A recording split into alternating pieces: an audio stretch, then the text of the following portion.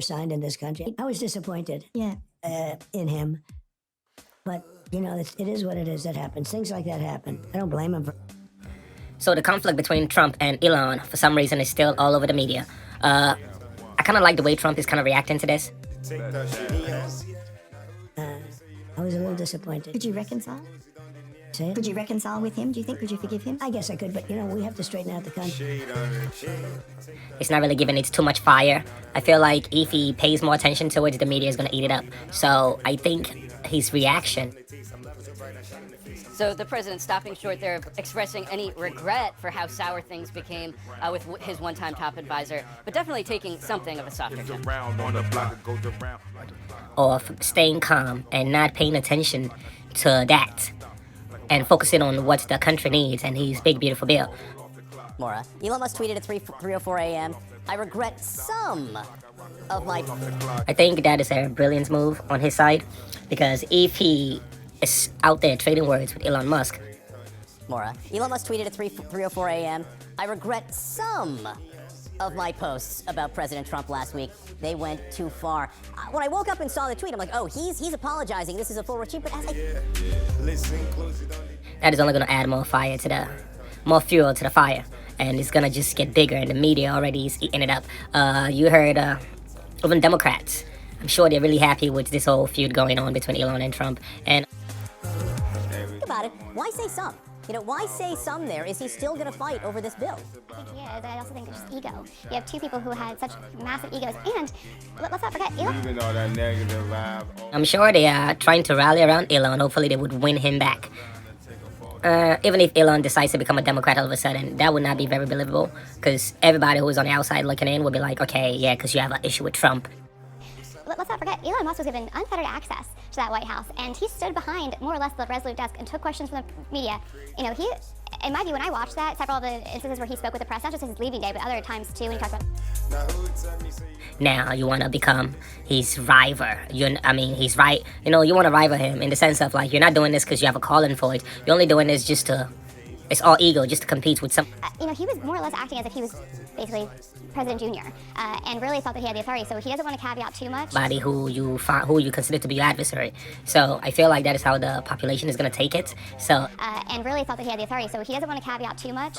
He knows that he is in the wrong in a lot of those cases, like the Jeffrey Epstein tweet. He didn't have much meat behind it. And so you see that that's where he's meaning some. It still wouldn't play out too well. But of course, Musk is the richest man in the world. And money and politics, the more money you have, the more people you can influence. And but Kamala had a lot of money. According to her campaign, she raised more than Trump. But still, that did not get her the White House. So regardless of Elon having all the billions and... Word on Elon Musk? Yeah, I just can't quit you. Or maybe I just can't quit those billions of dollars in federal contracts. I'm not interested in the reboot of Brokeback Billionaires. They can have their relationship, and I wish them well.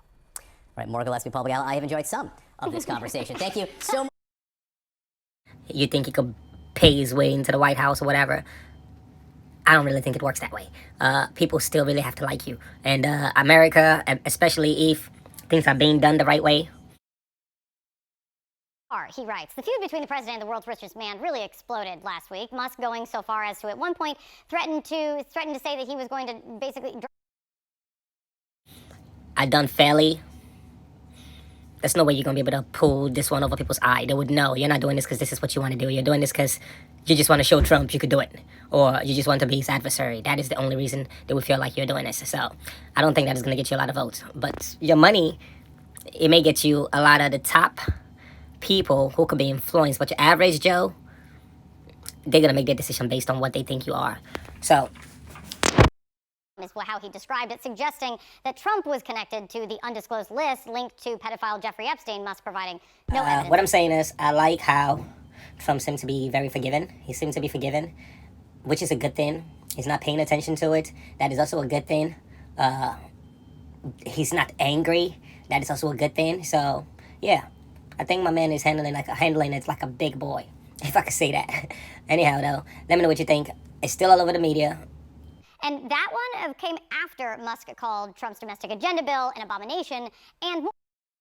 Trump and Elon, of course, they would want this to escalate, but the way Trump is reacting, he's just kind of like, it's taking it's like the flame is dying out. That is what it is. So In response, the president said that Musk had lost his mind and threatened to cancel Musk's government contracts in retaliation.